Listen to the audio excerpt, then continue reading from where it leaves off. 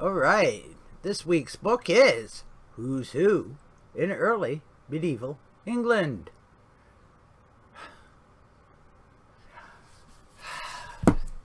Just before 1066. It begins, and it goes till 1272. And oh my goodness, I am so glad I don't live back then. Jesus Christ. Honestly. They have no manners at all. I mean, I'm sure they thought they might have had manners, but honestly.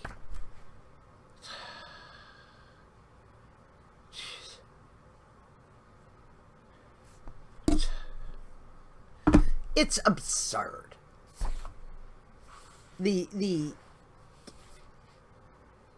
illegality of the things they did are absolutely appalling.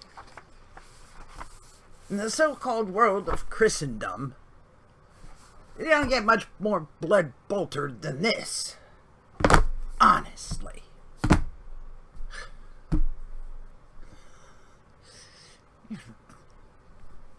The average life wasn't worth a pebble. It's absurd.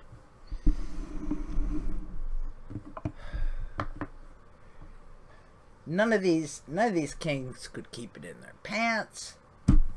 Illegitimate children left, right, and center. Conspiracies. Improperly brought up kids getting all bats.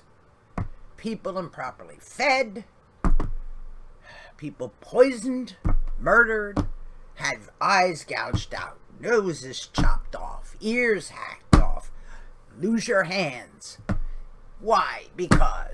Just because the king had a bad day.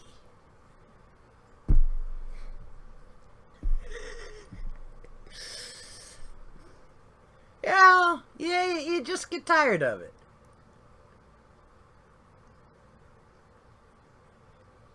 And they don't seem to realize, it's like, dude,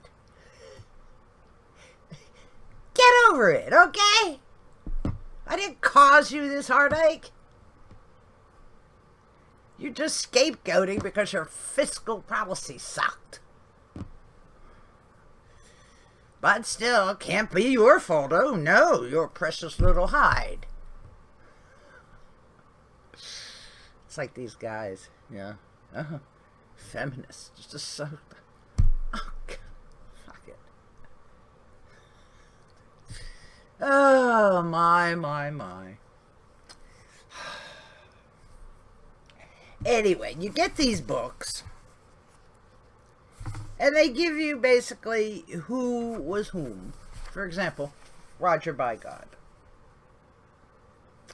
Now,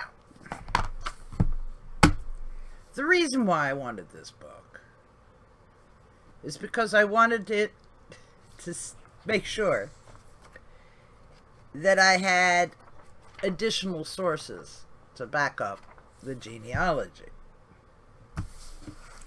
Lo and behold, there he is, Richard Bigod.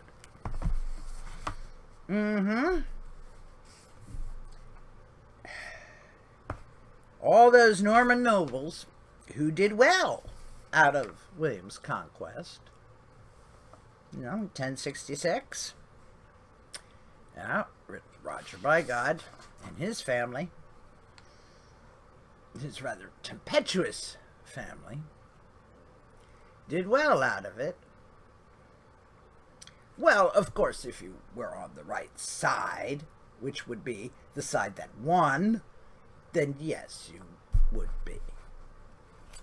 So when Henry VIII dissolved the monasteries, oh yes, there were plenty of people there, ready, willing, and able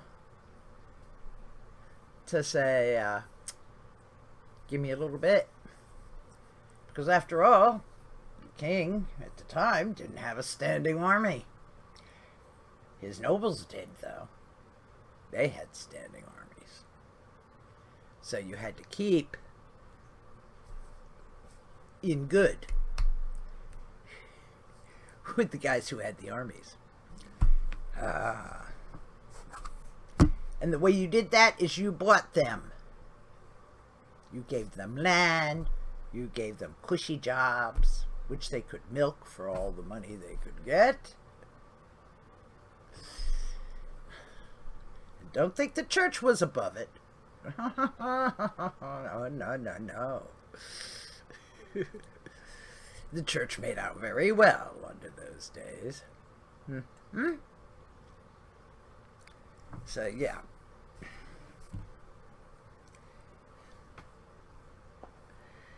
So this is why you buy books like this. This is why you borrow books like this. This is why you read books like this. This is why you take these wonderful little things called library cards. Because a lot of these journals, in this case JTOR, actually have links with all the libraries. You just go into your library, into the link, type your little library card number into the box, and whammo! You get to see the full archive online of articles and everything they've got. And these are all scholarly journals. So the Journal of, medieval history and so on. Yep. So yes, yeah,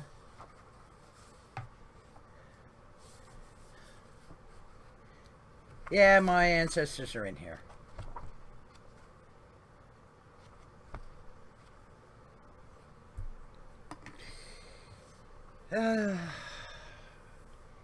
I suppose every family has them,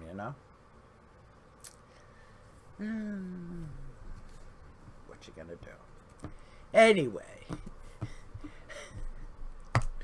thank you for watching, and please do come again